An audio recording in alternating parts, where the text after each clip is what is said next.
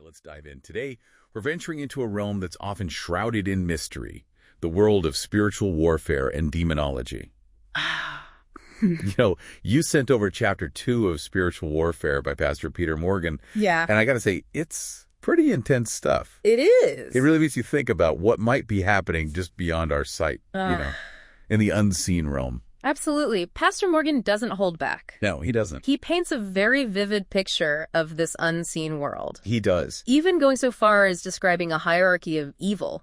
Yeah. Almost like a military structure, with ranks and orders. Princes, powers, and rulers of darkness. Right out of a movie. It is a bit chilling to imagine, isn't it? It is, yeah. Do you think he intends this as like a literal org chart of the demonic world? Or is it more of a way to illustrate the strategic nature of spiritual warfare?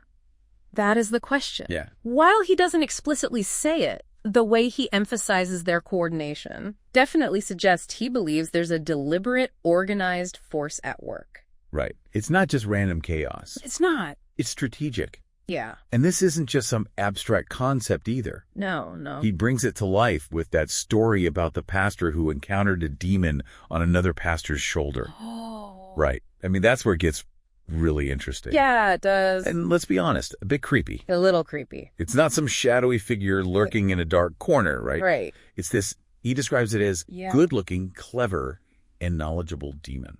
That's a scary thought. It is scary. The idea that demonic influence can be so subtle and deceptive, pretty unsettling. That's unsettling. How does that even happen? How does something like that gain access? Well, that's one of the key points that Pastor Morgan really drives home. Okay. He argues that it often starts with a simple suggestion. Okay. Just a thought that we allow to take root in our minds. Yeah. He actually says, your mind is the door to the spirit. Wow. It's almost like leaving a window open. Okay. You might not even realize the danger until something's already slipped in. That metaphor really hits home, It does. It makes you think twice about what we're letting into our minds. For sure. Right. Because it's easy to dismiss this kind of thing as fantasy. But then you hear a story like that. Right. And you start to wonder. Yeah, like, hold on a second. Yeah. Exactly. What if there's more to this? What if there is more to this? Right. And it gets even more complex because Pastor Morgan goes on to describe stages of this influence. Right. So it might start with a suggestion. Yeah. But then can escalate to oppression, like feeling burdened or weighed down, and ultimately even to possession. Right. It makes you wonder about that pastor in the story. Yeah. Did he miss those early warning signs? It's possible. Did he underestimate the power of seemingly harmless thoughts? It's a very real possibility, We have to be vigilant. This concept of stages is really intriguing, right? That is. But then he presents this controversial idea, this concept of 5 points of interpretation. Oh, yeah. And he argues that even a Christian who's experienced these 5 points, if they willfully sin, they can be beyond prayer. That's a heavy thought. It is a heavy thought, yeah. That's a tough one. Makes you wonder, is there really a point of no return? Right. Where's the line? Where's the line? What do you make of that? It's certainly a challenging concept and, as you said, controversial. He uses Hebrews 10.2629 as a scriptural foundation for this belief. Okay. It's something that I think definitely warrants, further exploration and discussion. Absolutely. And speaking of unpacking, he doesn't stop there. Oh, no. He goes on to list 6 signs of potential demonic influence. Oh, here we go. And some of them are surprisingly common. Yeah. Things like restlessness and insomnia. Who hasn't had that? Right. Right, exactly. I mean, who hasn't experienced those? Pretty much everyone at some point. Right, exactly. But then he also lists more extreme behaviors. Yeah, it gets more intense. Like inability to function in society, violence, and even superhuman strength. Boy, that's where it gets a little more... unnerving. Yeah, unnerving is a good word. He uses the biblical story of the Gadarene demoniac in Mark 5.1, 4, and 2 and 9 as an example. Someone who displayed many of these characteristics. Yeah, a very dramatic example. It sounds almost unbelievable. It does. Like something straight out of, like out of Hollywood. A movie. But it's important to remember, right? Yeah. Pastor Morgan is very clear that these are potential signs. Right. Not a definitive checklist. Not a checklist to go around diagnosing people. Exactly. He emphasizes discernment and caution. Exactly. But even so, it's a pretty intense picture he's painting, right? It is. And then he takes it a step further with his 21 shocking facts about Satan. Oh, yeah.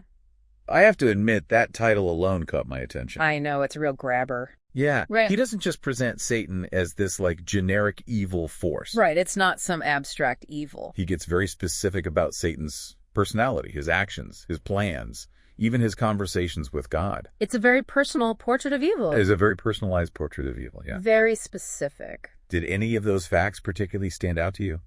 Ooh, there are a few that really got me thinking. Okay. For example, the fact that Satan has access to heaven to accuse the brethren, as described in Job 1.6. Wow. That raises some questions. It does. About the nature of spiritual warfare, how it might even extend to the heavenly realms. Yeah, you don't usually think of heaven that way, do you? No, not really. It really flips the script on what many of us might picture, you know? It really does. Suggests a more complex and dynamic spiritual landscape. And we might imagine. Yeah, than we might imagine. Yeah, a lot more going on behind the scenes. But even with this access and this apparent power, right? Right. Pastor Morgan points out that God ultimately limits Satan's ability to harm his children. Right. There's a limit. Which we see in Job 1.9 to 12. A very important point. Yeah. A very important point. Even though we might feel overwhelmed by the forces of darkness, yeah, there's comfort in knowing that God's protection is ultimately greater. Absolutely. That's a good reminder. It is. It is. It's good to keep that in mind. And that leads us into this section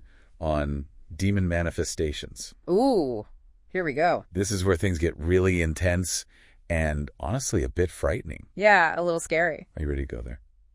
Proceed with caution, I'd say. All right, proceed with caution. Let's see what we're dealing with. We will see what we're dealing with. It's important to reiterate what we're about to discuss is Pastor Morgan's perspective. Right. And these claims aren't scientifically proven. Right. Listener discretion Absolutely. is advised. Advised. Could be unsettling. Yeah, for sure. To say the least. Okay, so tell me, what kind of manifestations does he describe? What does this demonic influence actually look like in someone's life? He describes both physical and psychological signs. Unusual tongue movements, rigid fingers, and even foul odors emanating from a person.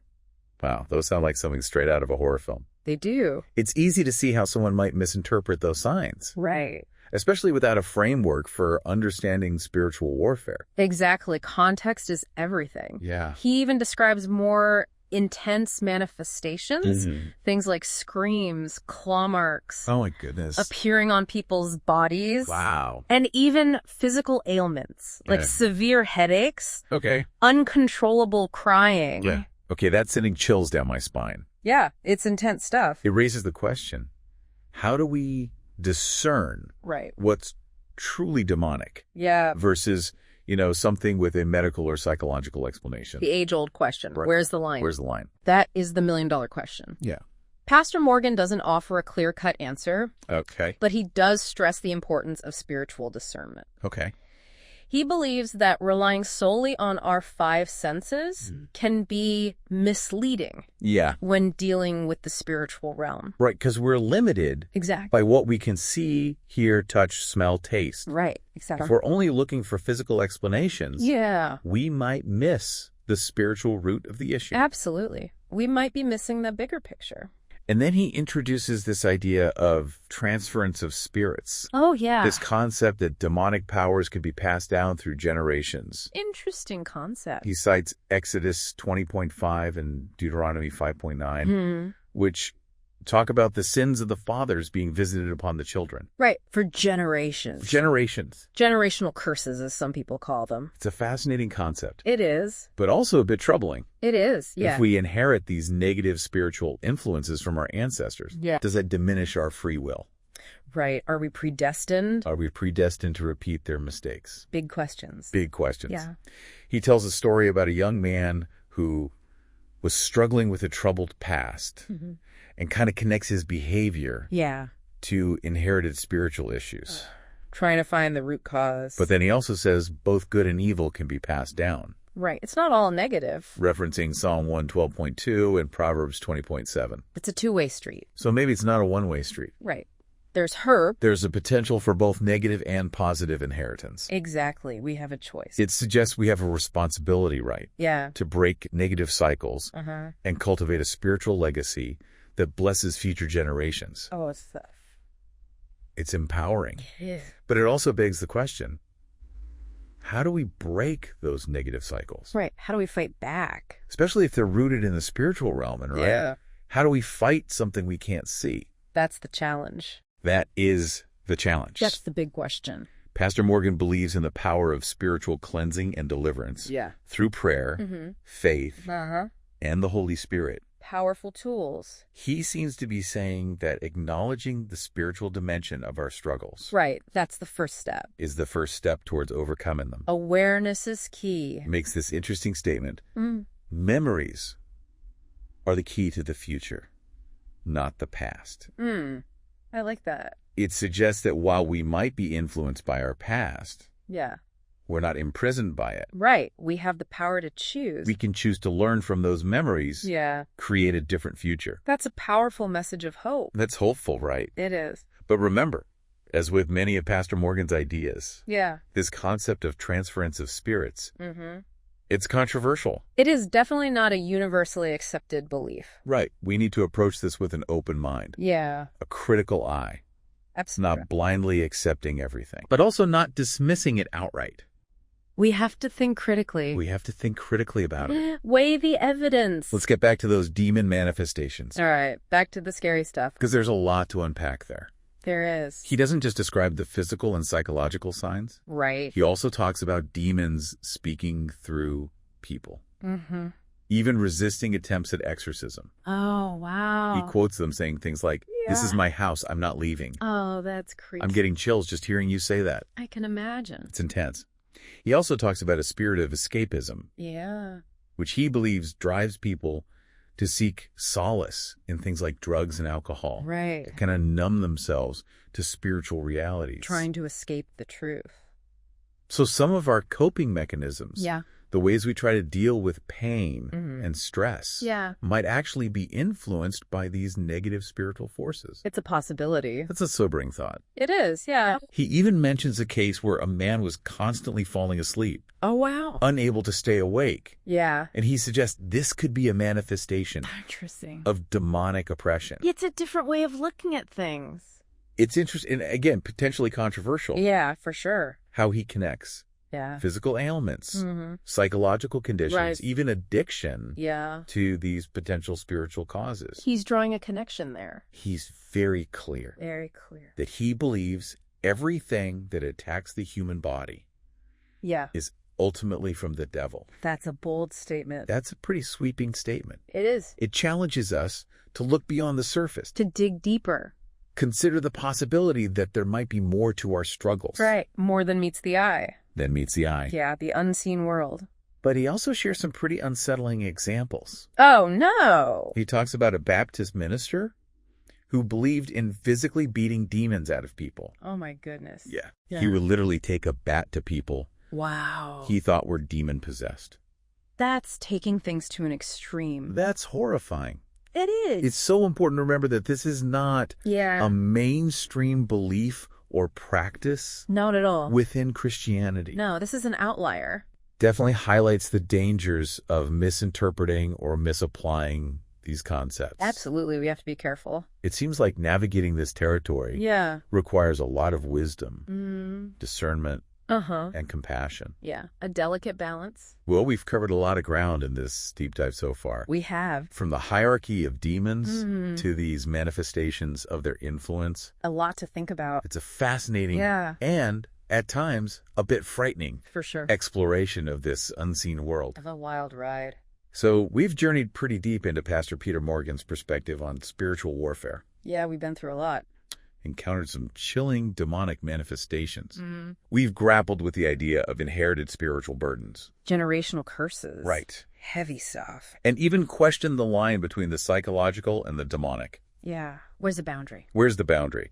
Now, Pastor Morgan doesn't just leave us with this sense of fear and foreboding. No, there's more to it. He offers some advice. Yeah, he gives us some guidance. Guidance, even hope. There's hope in there. Where do we go from here? That's the question. How do we navigate this unseen world and find freedom? Right. How do we fight back?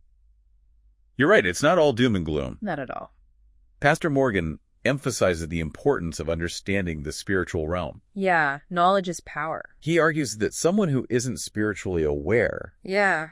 what he calls the natural man, Right. might easily misinterpret what they're experiencing. Mm-hmm. They don't have the full picture. He says, it is very evident that the natural man does not understand the things of God. Yeah. It is also evident that the natural man does not understand the things of Satan. So they're missing both sides. So without that spiritual lens, Yeah. we're in the dark about both the good and the bad happening in the spiritual realm around us. It's like walking around blindfolded. Right. You're going to bump into things. We're going to bump into things. Exactly. You don't know what's coming. And he's pretty blunt Oh, yeah. about the lack of teaching on these topics, Yeah, he doesn't hold back. even within the church. Even in the church. He says, while many have been taught about the Holy Spirit, not many have been taught about the unholy Spirit. Interesting. He even criticizes theological institutions, Wow. saying, not many Bible colleges have a course on the devil, demons, or evil spirits. That's a pretty bold statement. It is a bold statement. So what's he saying? It sounds like he's calling for a more comprehensive approach to spiritual education, Yeah, we need to cover all the bases. one that equips believers to face both the light and the darkness. Both sides of the coin. He believes we need to be able to recognize and address spiritual realities, Mm-hmm. Not just sweep them under the rug. not just ignore them, Right. explain them away with purely psychological or medical terms. Sometimes there's more to it. He's advocating for discernment, Absolutely. but he also cautions against relying solely on our five senses to understand these realities. Right. Our senses can deceive us. He says, the natural man or psychological man will listen to you when you talk on this subject. Okay.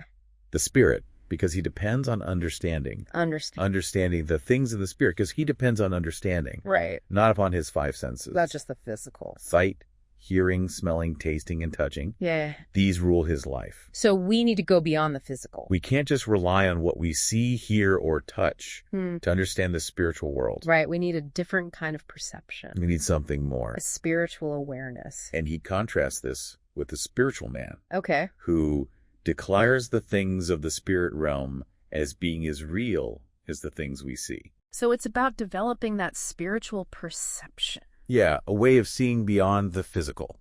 Like a sixth sense, almost. It makes you wonder, what would it look like to live with that kind of awareness? Right. To see the spiritual forces at play. To see the unseen, right? Yeah, to see the unseen. And speaking of approaching things differently, remember that advice Pastor Morgan gave? Oh, yeah. Be like a postage stamp. Stick to one thing until you get there. Simple but profound. It might seem simple, Yeah. but I think it's incredibly profound. It really is. It speaks to the power of focus. Especially in the midst of spiritual warfare. Especially in the midst of spiritual warfare, right? Yeah, when there are so many distractions. It's about resisting those distractions, Yeah. staying fixed on our goal. Keep your eyes on the prize. He connects this to the story of King Saul, who was tormented by an evil spirit, Yeah, a classic example. and contrasts it with the peace and stability that came when David, a man after God's own heart, was present. So our spiritual state matters. Our spiritual state matters. It affects those around us. And then he leaves us with this powerful, unfinished statement. Even though a man be born again, if you do not walk in the Spirit. Oh, that's a cliffhanger. He doesn't need to finish the sentence, does he? No, he makes his point. It hangs in the air, challenging us to consider the implications. It's a call to action. Our spiritual journey isn't a one-time event. It's an ongoing process. It's about actively cultivating our relationship with the Holy Spirit. Right, walking with the Spirit. And living in obedience to his leading. That's where the freedom is. That's where true freedom lies. This deep dive has been quite a journey. It has. Eye-opening, thought-provoking. And at times, unsettling. For sure. We've only scratched the surface of a complex Yeah. and often controversial subject. Lots more to explore. We've explored Pastor Peter Morgan's unique perspective on spiritual warfare. Yeah, from the chilling to the hopeful. But it's important to remember, these are just glimpses Right, just a taste. into a much larger conversation. If this deep dive has sparked your curiosity, we encourage you to keep exploring. Yeah, do your own research. Read, discuss. And most importantly, Seek wisdom and guidance from the Holy Spirit. Absolutely. As you navigate the complexities of the spiritual realm. It's a journey, not a destination. And remember, even though we may not always see it, there's a spiritual battle raging around us. The unseen world. The choices we make. Yeah. The thoughts we entertain. Even the words we speak. They all have an impact. Have a profound impact. On the spiritual realm. On this unseen world. It's real. So be mindful. Yeah. Be discerning. And above all, be courageous. We can do this. Until next time, keep seeking truth, keep asking questions, and keep diving deep. See you next time.